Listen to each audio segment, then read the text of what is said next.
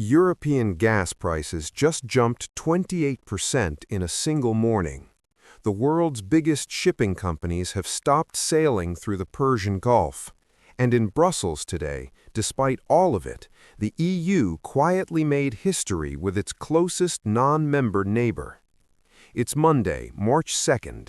I'm your reporter. This is Europe Pulse News, and we have a lot to get through. You already know about the strikes. You already know Khamenei is dead.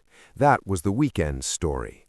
Today's story is what happens next, and it is hitting your wallet right now. Here's the situation as of this morning. The Strait of HORMUZ, the narrow 33-kilometer passage between Iran and Oman, is for all practical purposes shut down. Iran's Revolutionary Guard has been transmitting warnings to every vessel in the region. No ships are allowed to pass. They haven't formally declared a blockade. They don't need to. 2 tankers have already been struck. Over 150 ships are anchored on either side, waiting. And the world's biggest shipping names have made their decisions. Maersk suspended all crossings. Hapag-Lloyd suspended all crossings. France's CMA CGM told every vessel in the Gulf to find shelter immediately. This is not a risk premium. This is a real physical disruption happening right now. And Europe, with gas storage already at dangerously low levels, is directly in the firing line. As of this morning, European natural gas on the TTF exchange surged 18 to 28%, the biggest single-day jump since August 2023.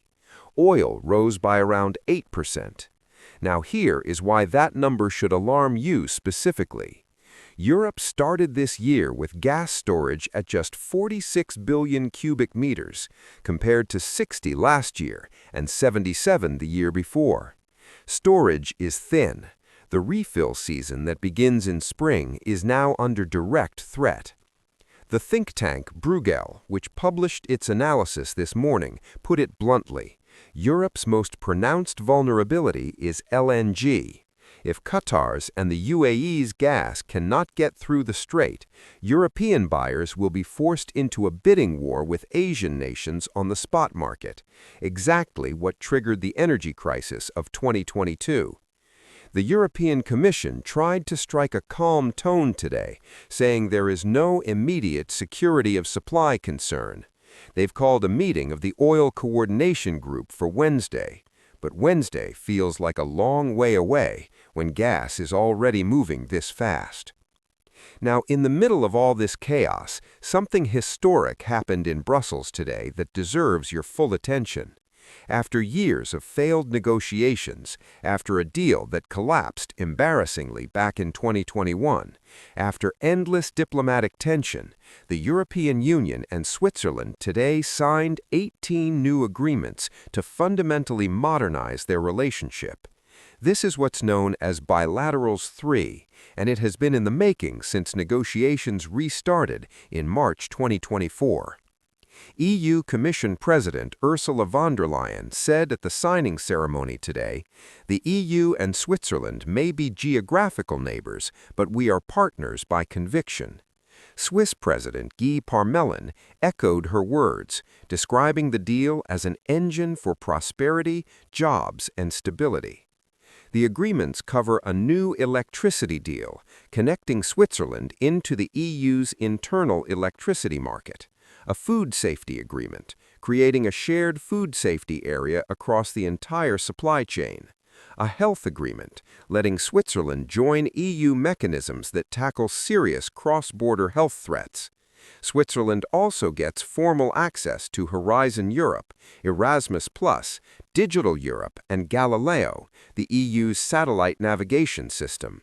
And in return, Switzerland will contribute €385 million per year from 2030 towards cohesion funding for less developed EU regions. But here's the catch, and it's a big one. This deal will almost certainly go to a referendum in Switzerland, and opponents are already calling it a treaty of subjugation to the EU. If Swiss voters reject it, the old bilateral agreements stay in place, but they stop being updated. Gradually, they become irrelevant. Switzerland is the EU's fourth largest trading partner. The stakes of this vote, when it comes, could not be higher.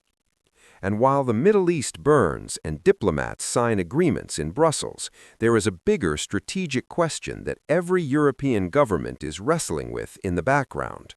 How do you defend yourself when America is no longer reliably on your side? The Rearm Europe plan, launched just 1 year ago, called for mobilizing up to €800 billion in defense spending across EU member states through 2029. Since then, 17 member states have already activated the National Escape Clause of the Stability and Growth Pact, meaning they can now increase defense spending beyond normal EU budget rules. And now, with the Iran war escalating and U.S. military resources stretched thin across the Middle East, European governments are looking at those numbers and asking whether even €800 billion is enough. The UK and France continue to lead what's being called a coalition of the willing, countries prepared to support Ukraine and shore up European security, independent of U.S. decisions. Meanwhile, European defense industry is booming. Rheinmetall is scaling ammunition output by 30%. Leonardo has announced 40 satellite launches by 2028. BAE Systems order books at record highs. But here's the uncomfortable truth. Europe still lacks coordination, fragmented procurement, fragmented command, and a crisis that is demanding attention on two fronts, Ukraine and the Middle East, is exactly what exposes those weaknesses. Europe is rearming, but it is not yet ready. The conflict did not stay contained to Iran. Today, it spread further. Israel carried out a new wave of airstrikes on Lebanon this morning. The Israeli military announced it had killed Hezbollah's intelligence official Hussein Makalla in a strike near Beirut. The U.S. Embassy in Beirut issued an urgent warning, urging all American citizens to leave Lebanon immediately while commercial flights are still available. Consular services are suspended. The embassy has no ability to provide any assistance to Americans currently in the country. For Europe, Lebanon is not a distant concern. There are over 1.5 million Lebanese with European citizenship or residency.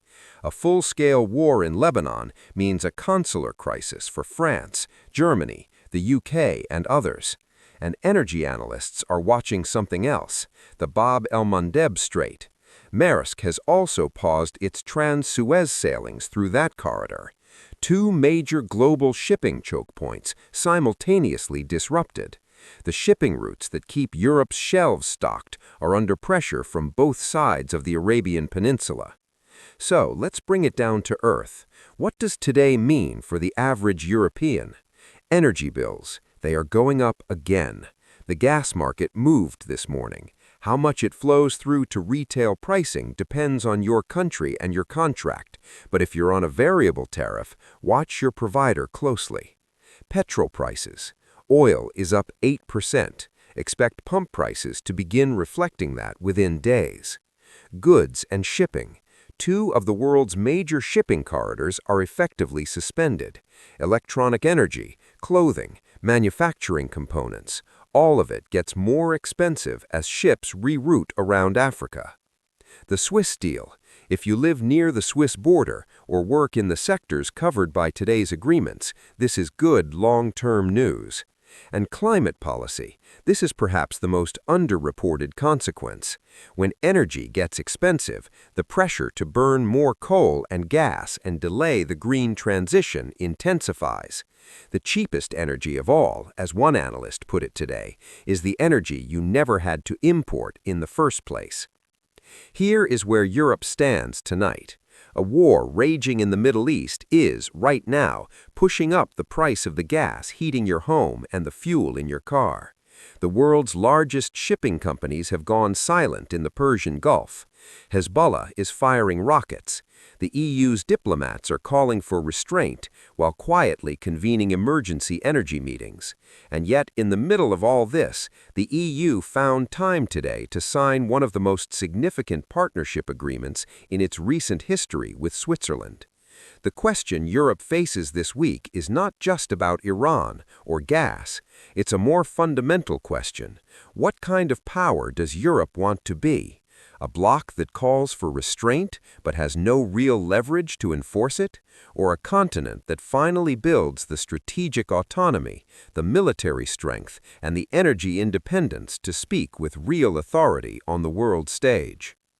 Thank you for watching Europe Pulse News. Subscribe and hit the bell. Share this with someone who's wondering why their energy bill is going up again. And leave me a comment. Do you think Europe can handle two crises at once? I'll be back with more. Stay informed, stay European.